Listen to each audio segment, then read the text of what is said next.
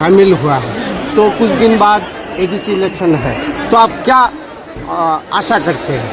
मैं आशा करता हूँ कि हमारे लोग हमारे ऊपर विश्वास करते हैं और हम वो विश्वास को टूटने नहीं देंगे। और आने वाले चुनाव में क्या रिजल्ट होगा? मैं कॉन्फिडेंट हूँ कि हम लोग बहुत अच्छे तरीके से ये इलेक्शन जीतेंगे। महाराज, जो माननीय मंत्री है जो ट्राइबल वेलफेयर की, उन्होंने बोला है जनवरी खत्म होते होते तिपरामता खत्म हो जाएगा, उनका एमएलए एमडीसी उनके संपर्क में है। तो इस तरह का जो बयान उन्होंने दिया है और देखा गया है सारे देश पर जो अलायंस पार्टनर है बीजेपी का, वो धीरे धीरे खत्म हो रहा है, तो क्या मौथा को खत्म करने की कोशिश चल रहा है? देखिए, जो मंत्री ने बोला है वो मंत्री ने बोला है।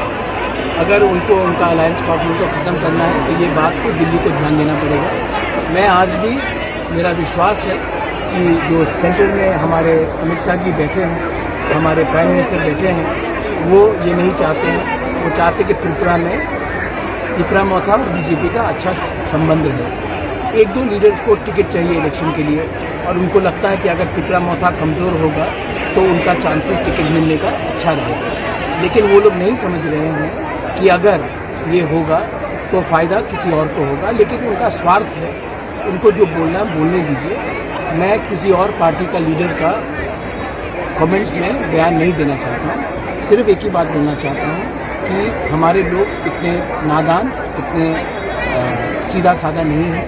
हमारे लोग जानते हैं कि पब्लिक का सपोर्ट आज भी हमारे साथ है और उनको जो भी बोलना है बोलने दीजिए। अंत में पब्लिक जवाब देगी कि कौन जीतता है, कौन कहाँ में है, और पब्लिक के पास जो प्यार है, सपोर्ट है, वो पब्लिक डिसाइड करेगी, ना कि कोई नहीं। महाराज, और दूसरी एक बात है कि जनजातीय एक लीडर ने बोला है कि महाराज ककबरक लैंग्वेज को लेके राजनीति कर रहा है, कि उनके पास मौका था एकॉर्ड के टाइम कि वो उस एकॉर्ड में शामिल कर सकते थे, नहीं किया। और कौन लीडर ने बोला? कौन लीडर ने बोला?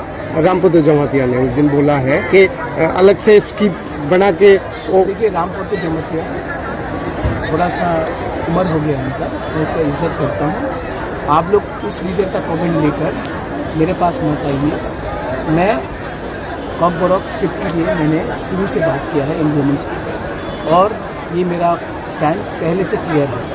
रामपतो जमातिया का स्टैंड बहुत क्लियर है कि वो धर्म के राज्य नाम में हमारे त्रिपुरा को डिवाइड करना चाहते हैं। अगर उनको अंग्रेज़ी लैंग्वेज से इतना प्रॉब्लम है तो सबसे पहले अपने पार्टी के लीडर को बोलिए कि उनके बच्चे को इंग्लिश मीडियम स्कूल में ना भेजे, डॉन बॉस्को होली क्रॉस में ना भेजे और बंगाली मीडियम स्कूल में भेजिए। जब उनके लीडर्स अपने बच्चे को, उनके मंत्री के लीडर्स, उनके एमएलए के लीडर्स अपने बच्चे को बंगाली मीडियम स्कूल में भेजेंगे, तब मैं उनसे बात करूँगा। पहले अपना घर को सफ़ा कीजिए, उसके बाद हमारे कम्युनिटी के बारे में बात कीजिए। मैं अपने जाति के लिए पॉलिटिक्स नहीं करता हूँ। मैं पॉलिटिक्स में पैसे कमाने के लिए, पोस्ट लेने के लिए नहीं आया हूँ। मैं पॉलिटिक्स में आज हूँ क्योंकि मुझे अपना कम्युनिटी को उठाना है। जिस दिन हमारा कम्युनिटी का प्रॉब्लम सॉल्व हो जाएगा, मैं पॉलिटिक्स में नहीं रहूँगा। लेकिन मेरा उद्देश्य है कि अपने कम्युनिटी को, अपने स्टेट को, हमारे स्टेट में आज जो बेरोज़गारी है वो क्यों है? क्योंकि हमारे पास बंगाली हो, तिपरासा हो, मणिपुरी हो, हमारे पास एजुकेशन सिस्टम ऐसा नहीं था जिससे, जैसे कि आप कंपेयर करेंगे मेघालय से, आप कंपेयर करेंगे नागालैंड, अरुणाचल से, जहाँ में लोगों को बाहर जाके भी नौकरी मिलता है। इसके लिए मैं रोमन स्क्रिप्ट के बारे में बात कर रहा हूँ। इसके लिए मैं ऐसे लैंग्वेज को प्रमोट करने की बात कर रहा हूँ। मैं बंगाली के एकदम विरुद्ध नहीं हूँ, मैं हिंदी के एकदम विरुद्ध नहीं हूँ। मैं चाहता हूँ कि बंगाली भी फ्लरिश करे, देवनागरी भी फ्लरिश करे। और हमारा जो लोगों का डिमांड है कि ककबरक काउब्रू हम रोमन स्क्रिप्ट में पढ़े, उसको भी उसका भी एक सोल्यूशन निकले, उसमें भी हम आगे बढ़े। तो रामपतो जमातिया ने जो बोला है वो पहले अपना घर को सफा कर ले। मैं रामपतो जी के खिलाफ नहीं बोलना चाहता हूँ। उसका एक आइडियोलॉजी है, उसका एक सोच है जो कम्युनिटी से ज़्यादा बड़ा है, उसका सोच अलग है। और मैं रामपतो को जानता भी हूँ, उसमें मेरा सहमति नहीं है। इसका ये मतलब नहीं है कि मैं उसका आदर नहीं करता हूँ, लेकिन मैं उससे अग्रीमेंट में नहीं हूँ। महाराज, आप इतने दिन से दिल्ली में है, तो इतने दिन नहीं, सिर्फ 2 दिन के लिए गया। नहीं, बीच में नहीं, 2 दिन के लिए गया।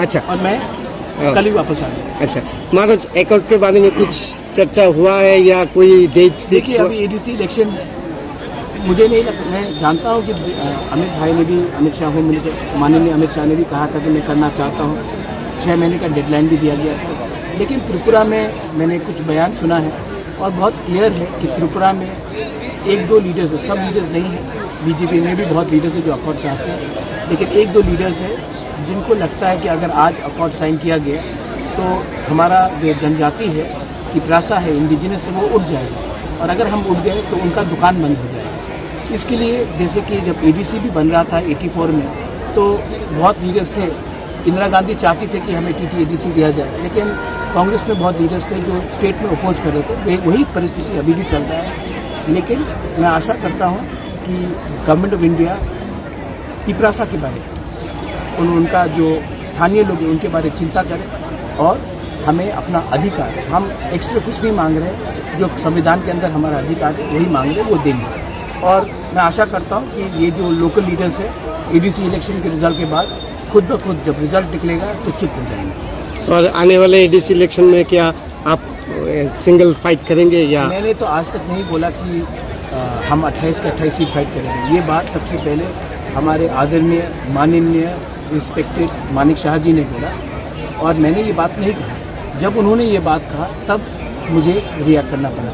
मैंने ये अलायंस कभी भी नहीं बोला था कि नहीं होगा। जब उन्होंने ये स्टेटमेंट दे दिया और उसके बाद जो हमारे ऊपर लगातार हमारे खिलाफ बात चल रहा है, तो हम भी एक पॉलिटिकल पार्टी है, हमें भी अपना अस्तित्व बनाना है, हमें भी अपने लोगों को जवाब देना है, हम भी किसी से डरते नहीं हैं, तो हम भी फाइट करेंगे। और जब रिजल्ट आएगा पब्लिक डिसाइड करेगी कौन कितने पानी में है। Thank you.